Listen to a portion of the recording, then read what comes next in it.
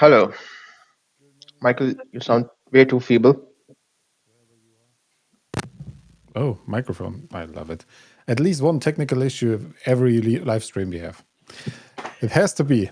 So, welcome everybody. Good morning, good afternoon, good evening, wherever you are. Yeah, Let's have a great start. And let's jump into a topic from the last time was we tried to finish within an hour and failed a little bit. So before we jump into the topic, let's start with a short introduction. Thomas, would you like to start? Yeah, let me start. So, hi guys. Good evening, good afternoon, good morning, wherever, as Michael said. So, to me, I'm an enterprise solution architect at Abernat, focusing on merger and acquisition, therefore for tenant migration. Some specialties still as an MVP for Teams, given a bit M365 apps and services. But again, it just covers the holistic suite of M365. Thank you. Thank you. Let's continue with Vignesh. all right. Hey, everyone. Good morning, good afternoon, and good evening, based on wherever you are. So, Vignesh here, M365 Apps and Services MVP. I have close to 12 years of experience with Microsoft 365, and I do have some pretty good insights to share with respect to tenant-to-tenant migrations. Yeah, and looking forward to share all those in this video series. Thank you. Raphael, your turn. Hello, my name is Raphael. Welcome back. I'm the compliance and data privacy guy. And yeah, I'm happy to be. Any questions, feel free to contact me on LinkedIn. Thank you very much. Back to Michael. Thank you. Thank you all. Welcome also from my side. I'm a consultant and CEO of a company working with teams, with change and user adoption. And that's also the topic I'm here for. So let's talk about the steps we tried to finish last time. We were talking about the personal data and the different aspects of personal data during the last live stream. You can watch our recording and live streams on the different channels. Wherever you join, you can find also the other live streams. This is a third part. So you can find a general overview already, and this start with the personal data. We would like to finish the personal data part today with the focus on Teams. So what personal data do you have maybe in Teams? And we would like to, complete this conversation. Wherever you have a question, then you can put in it either in a chat, wherever you are. It will be here, like Tomislav. Hi, Tommy. You also can join and raise your question before we start with any live stream with a short, easy to know URL. There's a form you can raise your question. And now let's really start with Teams data. You already finished the part with conversations. We were talking about sharing in Teams. So what about other parts in Teams? Anything we missed right now? Just think about. I think it was the quick part about the chat and posts migration, which we had left out for And this. And maybe I start with some quick, because I guess we have the other collaboration topic today, especially for Vignesh. So I don't consume too much time, but let me just run through a couple of things. If we want to focus as well on migrating private, so personal or group chats, as well as posts or the channel chats, so to speak. That causes us more pain in the behind than you can ever imagine, because this Brave API part is the most slowest ever. And not only that it's because of its slow, it also has some kind of replication or counting replication mechanism in, which actually let you count messages multiple times. So let me give you an example. You're in a group chat with 10 people, and you post one single message. That one single message counts for 10 people. So one single message is actually seen as 10 messages in the migration. And that for sure also dramatically increases your posts and chat count. And there is actually at the moment still no possibility where you can get the exact number of chat messages. You have a couple of things where you can say you go with the get Teams user activity control mechanism, or you can actually do it with the get EXO, so exchange mailbox folder statistic.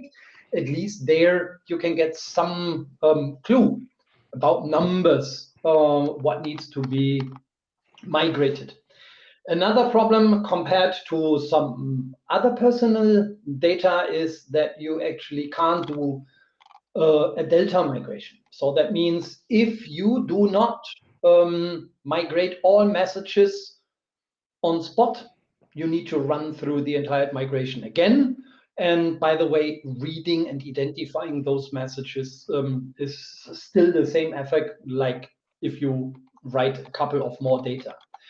And giving you a little bit overview, because it just also should help us a little bit to go into the direction of SharePoint as well. Some group messages are even used via or migrated and read and written via the Microsoft Graph API, but it is actually also the SharePoint API which is behind. And if we see this, but just limited to chats, when we talk about SharePoint, it looks a little different later, where you can actually Google for so-called Teams export API. Per tenant, you have 200 requests per second. So that means like you can just target the tenant and ask him 200 times at once. It should give you some messages. And if you are involving more tenants or multiple tenants, even that is limited to 600 RPS. Now you can just start calculating, because again, even the answer is pretty slow, because of if we, for example, go into group chats, then you will see that there is a limit even further below that, which means it's 20 requests per second. And if you now imagine you have millions, hundreds of millions of messages just per 10,000 users, you could simply say it takes you 2 years to migrate. And I guess that one we mentioned anyhow last time, where we said there is an option, there is a Microsoft secret API where they can just do it much, much, much faster, but only exporting it into an XML file per user and provide this. But I haven't actually seen how that looks like also for group chats, channel chats, or the posts. But literally, it should be the same. Sure, you can use tools. Any tool is supporting it. There is no magic behind, and that makes you actually consider it not only twice, but consider it maybe 10 times if you really want to migrate it, and be prepared that there is a person actually migrating it day by day by day for a very long time. So it's more like a work for offshore folks who can support this. And again, you can never, ever have chats available at the day of cutover, because it's impossible to time, at least for larger tenants. If you have only 20 people, maybe you can do it. But it's even some calculation. Okay, having ready I have some interesting question when we are talking about chat and we are talking about migration to chat, and we don't speak before, but I have an interesting chat. You can chat from Teams to Skype. I don't see a solution to migrate the Teams chat you have with Skype with an outside messenger. Does anyone have information? I get these questions via Twitter You mean messages. I Mhm. don't see a solution. Vignesh?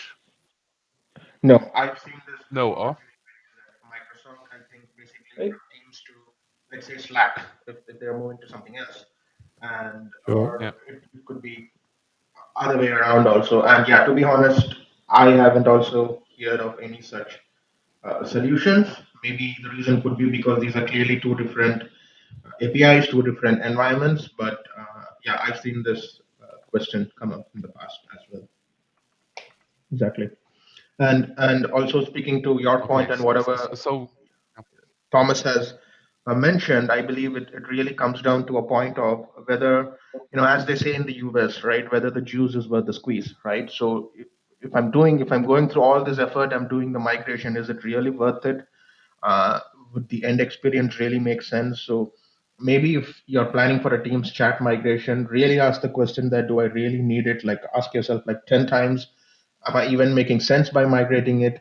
Or do I really need it? Because it's a lot of work, and at the end, you're going to spend a lot of money on that. And if you really do not see any value in doing that, the best option would be to simply let go of Teams chat migration and use the time and effort on doing something else rather than focusing on it. And I hope everybody would agree with that.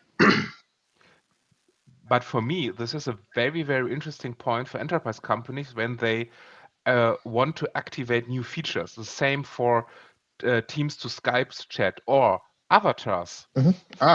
That's the next point. When I check a function of Microsoft Teams or Office 365, if it's enterprise ready or not, I have on the point data privacy, information security, backup functionality, and now, like I know you, tenant-to-tenant migration. Is it possible to migrate the results of this feature?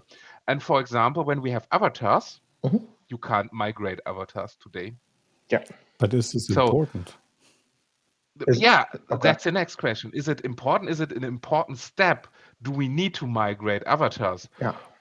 I don't know. I think some of the employees want to migrate or want to take their avatar with them to a new company, whatever. But that's the next question. Is it possible? And do we need it? Do we need the Teams to Skype chat because of we search new employees and the HR department use it to have the first video meeting with an potential or with a new employee. But do we need avatars? I don't know. When I talked last time and Thomas said when I brought a company, I want everything of the data. You said, okay, I need everything, so I need the avatar. So we have nearly the same discussion like last time. But for, what do you say, Michael? For a user, do we need to migrate avatars? It's a personal data in Teams. A visual personal data. Yeah, I, yeah. I totally Yeah. disagree because an avatar is just a Yeah. however created picture. It's not even a picture like a photography of myself and make it Yeah. digitalize the picture or whatever you do with some fancy AI stuff. No, it's just a random generated figure on the screen. So just for demo, I just used a completely different person. I was a female with long blonde hairs and everything like that. So it was just to show it's not going over to any visual effects from the camera or something like that. So this is something you can play with. For a comfort feature, yes, then it makes sense. But to make it work together on the other tenant, no, definitely not. But what happened? And also we have avatars. We have Loop. Loop. In my personal Loop things, That's can we another story. migrate them? That's another story. No, currently, no, it's not possible. So, yes, we can set, okay, when you want to have a tenant that you can migrate easily to another tenant or split or whatever, don't use newest feature and don't use feature in private preview. Yeah, that's Is it a result? Yes, that's it. So for testing, fine. For everything else, wait 6 months to 1 year. Yeah, and that's often an issue. No, that's often an issue because the people can use it at their home tenant from their phones, and they want to use it in the company. And what I said more and more, the features and functionality in companies is behind the innovation at the people at home, at their personal devices, because you can't do everything. The same for ChatGPT and AI. When I have a personal chat with Microsoft Copilot in my document or in my personal chat, where my Teams chat, where I can chat with myself, there's no migration today. So it stays there. Yeah. So no chance. But you need to be clear about it. No chance to migrate. Nope. Currently, we will see what happens in the future. It's We don't know. evolving. I think we have to do it 6 months later, but currently, Yeah. no. Yeah. So that means it's always past. It's a different kind of software development approach in cloud. And yes, you always need to live with it that for sure some software which relies on what Microsoft develops can only be developed afterwards to a final stage because it needs to be in use first. Yeah. Good. Got it. And speaking of that, just I think one point before we move on to the collab topic. So I believe this is where Thomas's expertise come in. So speaking of Teams, I believe it has a big voice ecosystem also. So is the plan to talk about the voice migration on a separate session, because that has its own expertise, and wherein you have the phone system calling, SBC, direct routing, connect op. I mean, that's a whole new world altogether, right? So, and do you think that we should talk about that separately, because that maybe it's worthwhile having a different conversation, or do we start scratching the surface on that already? It's actually a good question because of that would also take 15 to 20 minutes talking Yeah. about it. Mhm. Because there are 3 parts to consider. So which means like we have calling plans.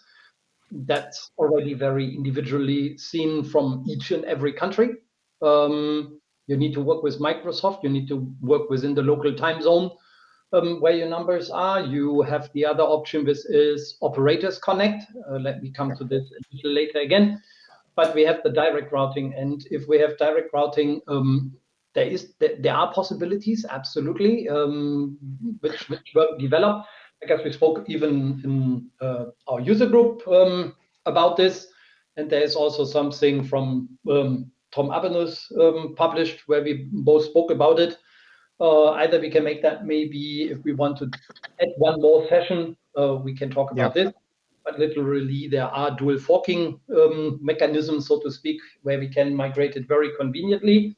On the other hand, that means also completely seamless. So if you have direct routing is the only possibility where you can have a migration which is absolutely not disturbing any user, because there are possibilities, as I said, with dual forking. If you have Operators Connect, it is actually direct routing but hosted. You need to talk to your provider and make him some suggestion, but you actually depend on him. Theoretically, he is able to do it the same way like with direct connect, and that's a good part actually. Everything else to voice, it's just a technical part which we could maybe discuss in another maybe half an hour session or somehow. At the end, if you want, maybe you can post it in the feedback if you want to see it. And then there could be also one part to just go a little bit into deeper. Yeah, makes sense. And maybe it's a good, it's a good part to do it in the next session. Yeah. Because we talk about the Collab data today, and it's a kind of mixture between personal and Collab data. So what about the contacts? What about the ways how you can set up a call? I think that makes sense. Yep. So results Do we? and now working together in Collab. Yeah. Do we want to first talk and identify what do we mean by collab data? What are the products that fall under collab data first, so that our audiences get a clear vision of what we mean by collab data? Maybe we can begin with that. Yeah. So, Collab, it's actually everything else which is not fully personal. Yeah. That was easy. That was very easy. We have something to paint. That looks good.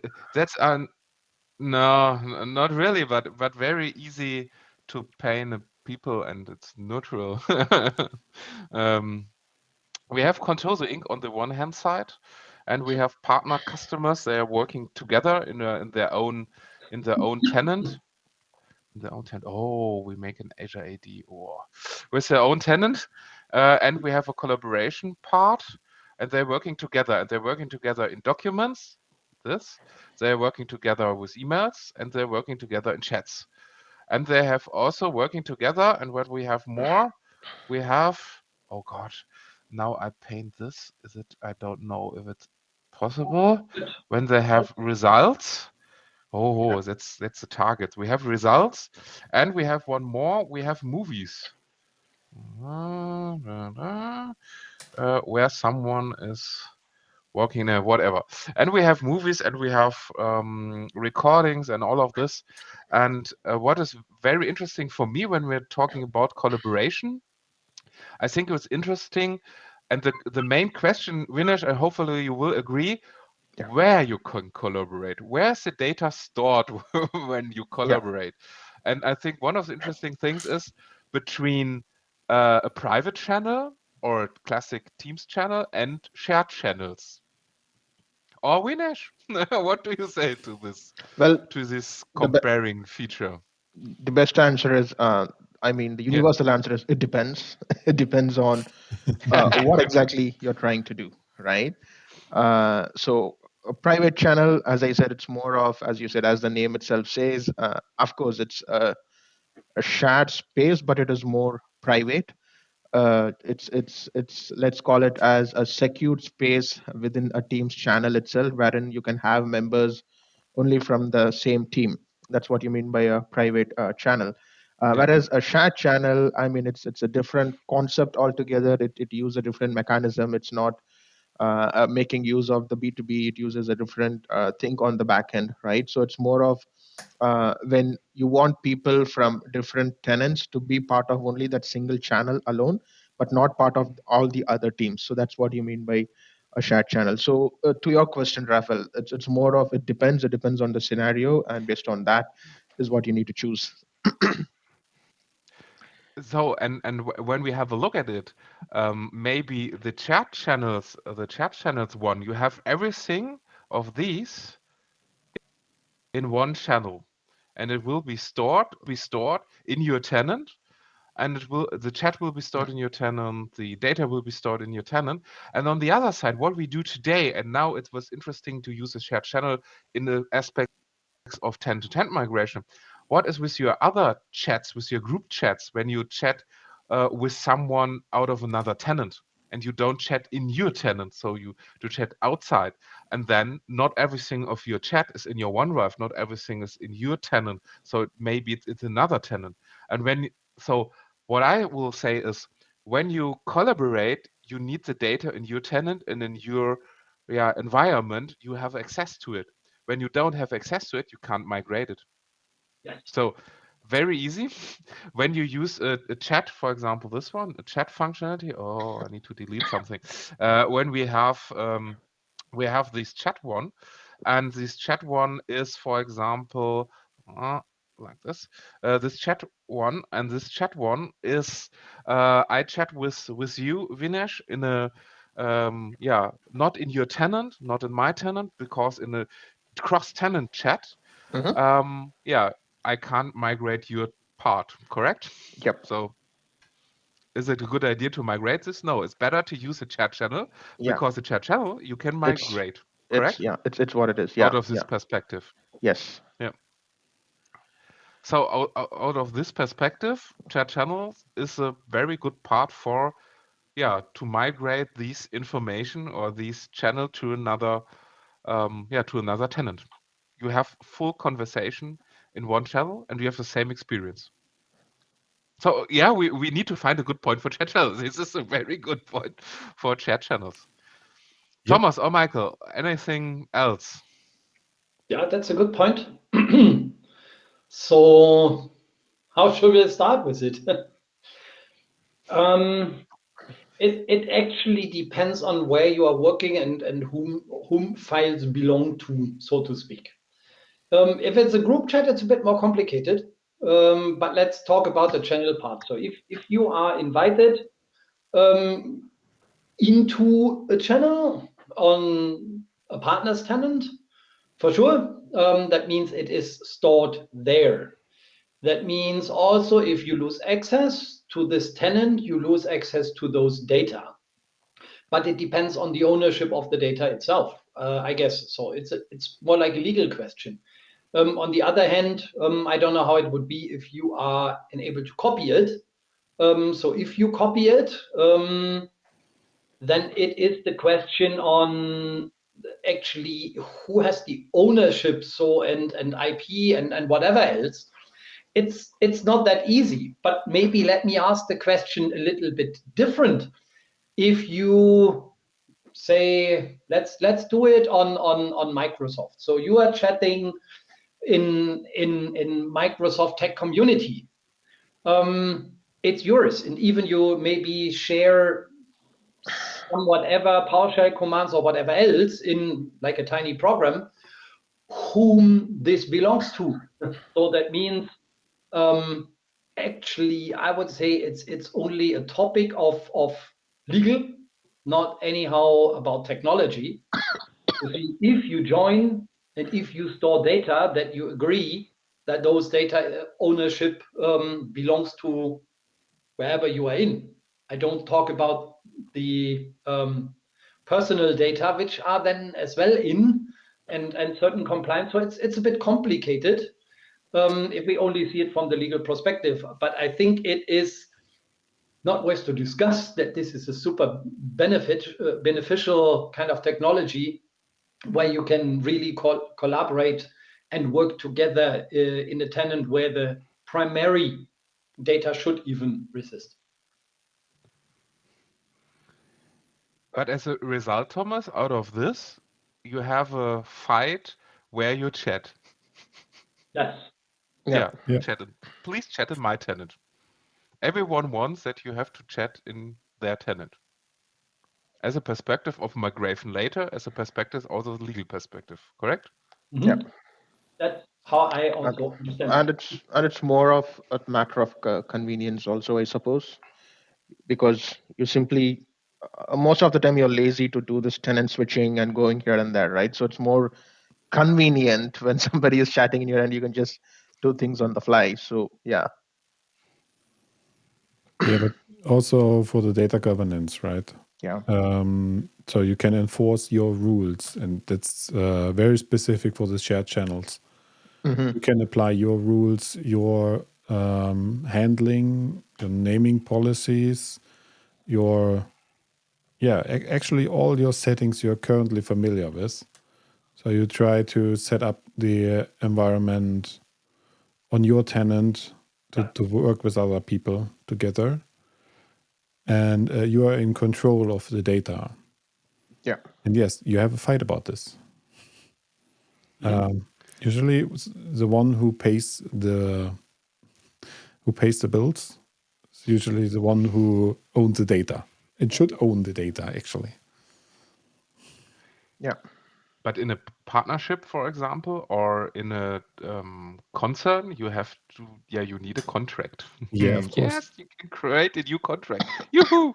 That's my lovely part. But yes, you need a contract. Okay, where's the data? Where's it stored? What happened with the data? And on the other side, I see also regulations in the contract that said, okay, we are in a partnership on the same level, for example, for research. Two companies come together for research and said, okay, we have a contract, and the data we have in the collaboration data we have in your tenant and in our tenant, we put it together at the end of the project. And if we need to migrate while the project, because one of the private research company will sell from another company, it will be migrate, and we give our data to you so that you have everything in one team. So yes, it's possible, but the other tenant admin needs to play with you, so need to give you your data. And Thomas, need to migrate the data out of. You have a second migration. Yeah. For collaboration outside of your tenant, you have a second migration scenario, but it's possible. Yes, it's possible, but a lot of companies don't want it to give a security token to ShareGate or to give the rights to extract data. So often I see you get the data out of another tenant in a zip folder. Yeah. In a OneDrive share. Yeah? Yeah. Here, Yeah. that's your data in a zip folder. Please, sort your data in the right channel. So, the department leader sitting there and copying data out of a zip file to the other ones. Mhm. But so to prevent this, only work in your tenant. Sorry. Only work in your tenant, in control the Inc. tenant, only work here, nothing else. No collaboration is fine, collaboration and data is fine, but only work in your tenant. With shared channels, with private channels, with Teams and chat only in your tenant. No cross-tenant chat. Yes, it's easy, it's fine, but for this, use shared channels in the future. But only also perspective from my tenant-to-tenant migration. Yeah. Or do we But see other it's solutions? for it's like initiated on your side, do not expand it. So that means like in a one-to-one chat, you have a copy. In a group chat, you have. Yeah, correct. So result, it's possible. So result for collaboration data is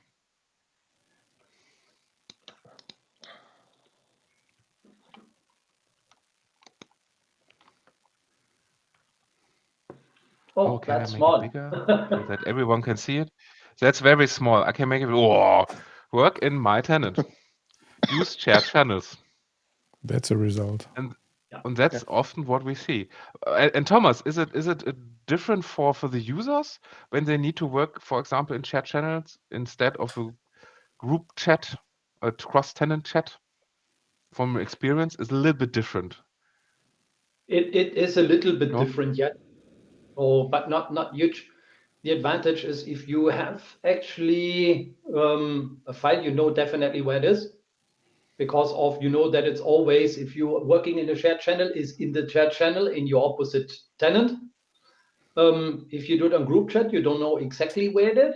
And if you find something in your personal OneDrive, then most likely this is a shared link and not the real doc. Correct. I have a very crazy idea from this. Every of your files is in metadata marked with your author, with everything of this. Why not in the future? Microsoft has a feature, so feature wish, feature creation in this podcast. I have a feature that you can set. Okay, we migrate from Contoso Inc. to Contaso Inc. And everything of collaboration data, which is marked in the Microsoft 365 universe, in Microsoft 365 environment worldwide, will be migrated to. Because of data privacy, because I'm allowed to have all of my data, and all of my data need to be transferred to. So you go to the other company, said, we have data there, and automatically Microsoft comes and said, okay, here's a mail to the global admin. There's a request from Raphael out of Contoso. He need all of the data because of the migration point of Article 15, the following, to migrate data. We found my data from him in your tenant. Please say yes, and when you say yes, data will be automatically transferred to the next tenant. Why not? Privacy by design. And Yeah. be open. Okay, we got questions. Oh, I think yeah. we talk so much, we have a lot of questions. So I think next step, questions, or Yeah, Actually, let's start. we guest have users. questions. Let's start with a question about guest users. You have shared information with guests, and some data might be shared with your guest account on your tenant. How can we handle this with, from different angles, actually? So the first angle is, what about your tenant? What is your perspective? You own the tenant, and what is your perspective about the guest users? And the other angle is the guest user who is working on your tenant. So that's the most easiest part. But one question you most likely never ask in a merger and acquisition is what has happened if somebody has shared something with you. So that means another third tenant who shared data with you. So once you are migrated and you are on the target side, you definitely lose access because it's still not the same identity. But that is a pretty easy thing. So if you're gone, you need to contact the outside person again and ask for resharing once you're migrated. So there is no other way. Yeah. Same is actually, or not fully the same. It is a little bit different because if you are in your tenant, you have at least controllers and admin. So which means if you have guest users, external guest users in your tenant accessing data, you for sure first need to re-invite them into the target tenant too. So at least this business to business connection needs to be established. That's also so far fine. At least then they have the fundamentals ready, accessing possible data. Once we are migrating or you are migrated, you have to even consider again 2 parts. The personal, so the things in your OneDrive, which you cannot re-echo. That means you need to reshare the same file, for example, with that external person. But if it's part of a group, you could actually re-echo it by replacing the guest user access permission. That works. It's a bit complicated, and at the moment, by the way, I'm writing another free ebook about guest user access.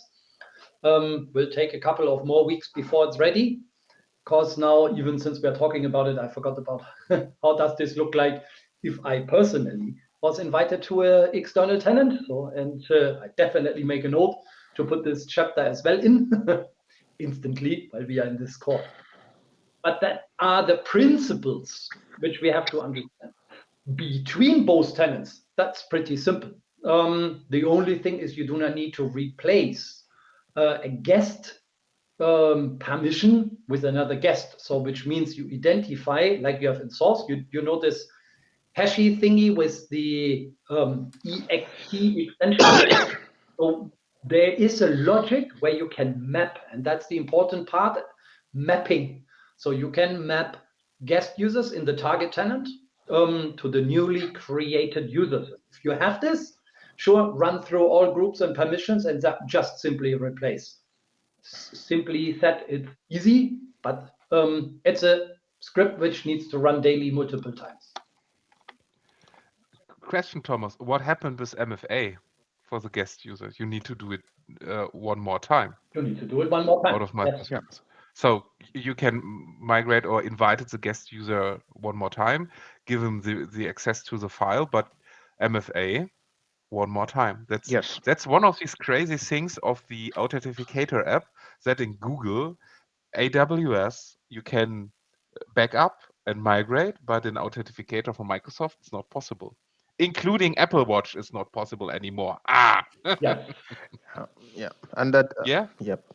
And adding to that interesting point, which Thomas was talking about, right? So with guest users, and this was an interesting thing that we did with one of our projects, and not speaking in detail about the customer and stuff. So whatever Thomas was saying, right? So we had two environments, source and target, and the customer's need was, and the way they were collaborating was, even before merger and acquisitions, both the companies were collaborating with each other as guest users, right? Now any which ways after the merger, both these companies are going, so what they said is, any which ways we are guest users in the target tenant, is there a way for us, for you guys, to identify or replace this migrated account with the guest account? Just how is there a way so that there is no need to reinvite once again? So then is when we came up with this idea which Thomas was talking about, where we identified all the guest accounts from the source tenant, and then we try to create a mapping file wherein these accounts get replaced. And then it was also possible that we even identified all the teams or groups where this guest account was a member of, and we replaced it with the migrated account, so that the permissions also remains intact. But you need to be mindful that you can only do this for, let's say, for groups, that it's not possible for you to do it for everything. That's a lot of work. But that's one thing which, using PowerShell scripts, that you can try, but it's quite a work. It should be a running script every day. Yeah. So Absolutely. Vignesh, a lot of to do. Yep. Yeah. What do you think, as a summarizing this? How many, and you do it a lot of times, more times than me, how much scripts do you need to run every day? 5, 10, 20, 50? You need Azure automation manually. What do you think Yes. when you said, okay, normally we need 5 to 10, or what do you think? Yeah. Normally it should be How many? 5 to 10, because this is, I would say, at least 10, 5 scripts. I mean, it depends on what your script is doing, once again, right? So Mm, uh, so because when we started this process, it was a lot of scripts, but then as we started optimizing, we were mm, able to bring down the count. But in the initial, there was a lot of back and forth work that we had to do. So when you're beginning with, it's a lot of scripts, but then because as you know, in every migration there are different phases, and in every phase you start optimizing so that you can bring down the time. There is a scope for automation and stuff. So we followed that approach. So let's say mm. we settle down for 5 scripts at the end. Yeah. So I'm adding it already. That was a good topic, which we have actually forgotten. I'm adding it quickly into the new free ebook, at least as a headline. Yeah, it is really, as you see, complex. But it's not only complex based on the technology. Again, it comes more now also to the point of Michael, where we talk about the change in adoption approach. And again, if we summarize it a little bit, so we could have guest users internally, which means like you have a guest user in the target tenant from the source tenant. That's fine. You have a guest user in the source tenant from the target tenant, which is literally the same approach, just replace the permissions. That works. Externally, you can have guest user in the source tenant from only a partner, and here it comes, who only knows the source company. So which means they don't know, or they are not aware about the new target company where you merge in. That means here we are talking about adoption. It's also technically seen a replace. But again, you cannot, I mean, if I receive an invite from a tenant I don't know, I would think twice if I should accept it or not. And then there is furthermore, you can have a guest user in either source and or the target tenant from a partner tenant, but, and here it comes, they know source and target. So at least they are maybe knowing both companies, but most likely could be happen being not aware that there was a merger and acquisition happening. And now we step completely away from the technology because everything can be replaced. It's easy. But how to communicate? When do you want to invite even guest users into the new tenant? Do you do it in a big bang? So that means like you invite 10,000 guest users, but they have, for example, no access because the data is not there. So how you want to communicate? From now, your data is not in source, it is in target. And remember, when we copied something, in source, the data is not deleted. It still stays there. So how you make him aware from when onwards he needs to have access or use at least the guest access to the target tenant? That is still a very interesting question and very difficult to answer because even here IP, CI, and so on applies. And how do you communicate, especially if it's a customer? Don't care about partners or vendors because you can still tell them, but what are you doing with a customer?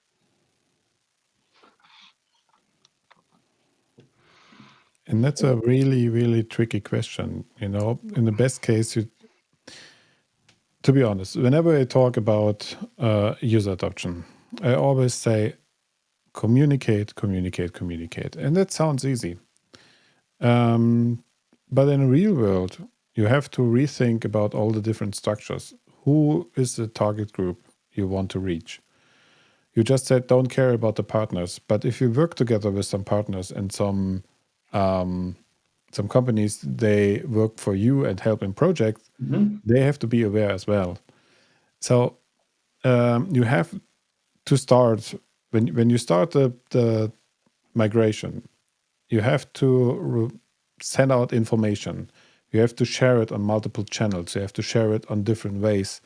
So for partners and customers, you have maybe a central contact for all these people. You can use these contacts, but you also have to put it on your website, on your marketing channels, put it into newsletter, talk about it in maybe video and whatever kind of multimedia you have to bring out the news and say, hey, this is our next phase. What is your actual plan? If you have a merchant acquisition, is it really a fully integrated company? Is it something which stays side by side for a couple of months or even years? And you start to migrate the data in the background, and you have to tell another story. So for the customers, it's still they are two different companies, but from a technical perspective, you migrate data already. So you have to put some other information into the partner communication. And this is something you cannot say this is the only way you can go. You have to identify the different target groups. As with internal users, you have to rethink what is your target group, who you want to reach, and then think about what is the effect they have when you start with the migration. If it's something they don't feel because they will work on the other old tenant and the project will be terminated until you finish with the migration, then don't care. If you want to be sure and it takes 2 years, inform them. There will be an information, but also you should be aware of the different phases. So you can do it quite easy. You can just create all the 10,000 guest users with one batch and just go ahead and you have now you are happy. You just created the new guest users and they can try to figure out which account is on which tenant, the right one to work with your data. because you have not completed the migration from all sides. That's the easiest way. So you just put all the pain on the customer or on the partner side. On the other hand, you can do it a little bit more intelligent. You can go and look for the different groups a guest user is part of. And there you can go and select, okay, I want to migrate data from this and this department or even this and this region, however you structure the different migration parts. And then you can start the communication. So we would like to start with a migration on this week, this month. So we start to create a new guest account for you, and the data will be migrated during this time slot. And yes, you will lose some data, not the data itself, but you will lose some users on the customer side because you cannot transfer all the data where the users are members of the different teams. That's impossible. There will be definitely a split in pointing into two areas. The thing is only, Raphael, maybe one second to this. They say if I mean, again, we had customers which had 17,000 groups by only 10,000 users. So which means finding communication clusters not possible because everyone is everywhere. So that means also for users externally, it is a nightmare. But again, you need advisory services, I always say. You need advisory services. You need to calculate the risk, especially towards customers. As partners, again, it can be on a partner management level. There can be a lot. Really, there can be a lot done. But if we are talking about customers and the trust relationship which is built, it is easy to damage. And whatever, in every merger and acquisition, what I saw on the technical migration is they don't care about their customers. It would cost you €1 million more to migrate carefully, but it could cost you hundreds of millions if you don't care about your customers. And I'm really fed up with IT on that because they cannot think about it. And that goes sometimes up to the CTO or CIO. And that is something, it's ridiculous. And they don't want to spend this money because a merger, yes, it's super expensive. But heck, think about your customers. Nothing can be more worse than losing them. And don't make the salespeople responsible. Work with them together. Yeah. It's a hard stuff, but I think it's important to say. And one question a little bit to the next time. Is B2B direct maybe the best identity when you migrate a lot of tenant-to-tenant migration and collaboration together? Or what do you think? Or we have some minutes? Or we have 5 minutes? Okay. Yeah. What do you think? Is the idea of Microsoft to move to B2B direct and move to verified IDs in B2B direct? Thomas, out of your perspective, when you said, okay, don't care about customer, we migrate everything and customer will look later. Is it better to have B2B direct identity? So you have the shared identity out of another tenant. You only make a federation and use the identity, use the information out of the other tenant. Is it better than the situation today? So should we all switch all our collaboration to B2B direct out of the perspective of tenant-to-tenant migration? I would have the feeling for a clear yes. Because there is control. Absolutely. But okay, we have a but here, Thomas.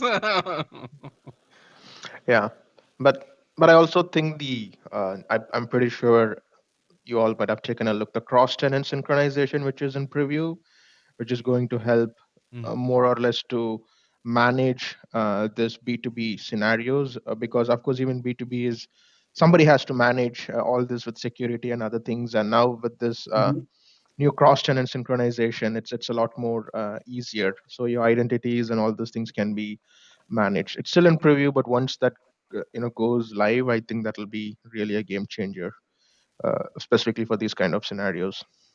Yeah. Yeah. By the way, since we are 3 minutes to the full hour, we have not yet touched, no video touched, so streams not touched. We have that fancy thing of Yammer not touched, the planner and whatever, the wikis and so on. SharePoint, yeah. Even huge.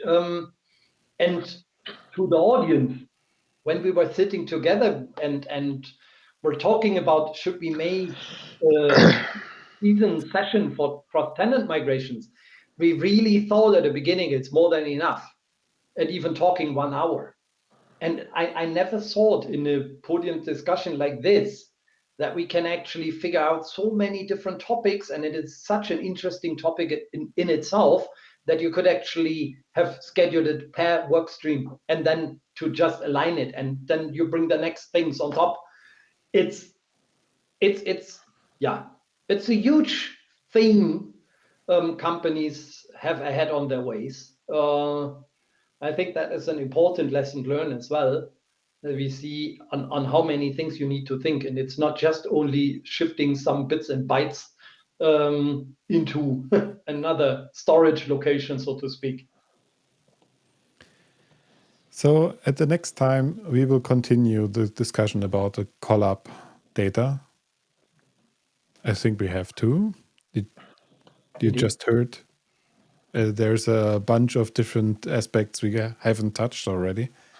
So yeah, we will talk about Collab data.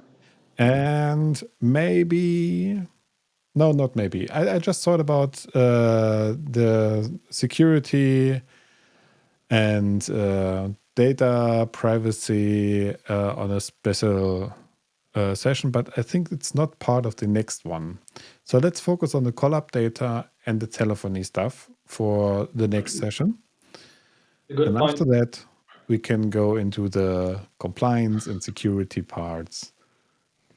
So on a different, very specific date instead of just talking within 10 minutes, because security is easy, right, Raphael? It's very easy. Yeah, piece of cake. We don't, no, Vignesh, we don't want to spoil a little bit, but we can set the same like, yes, my tenant is the best tenant, but not more. Where's Exactly. the security all disable button? Yeah, yes, it's a good one. Yeah. And trainable classifier disable and disable syntax and wonderful topic, but that's for next session. Yeah. Wow. All right. So thank you, everybody. We will be live in 2 weeks. I forgot the date. About the 17th Should be of the April. After Easter. Yes. Anyway, if you want to consume this video on as video on demand, you can just check out the channel wherever you found this tenant-to-tenant stream, and then you can go for T2T migration. Search for T2T migration, and then you find this video series. So thank you very much for today, and see you next time. All right. Bye Thank bye. you. See you next Bye-bye. time. Bye bye. Bye.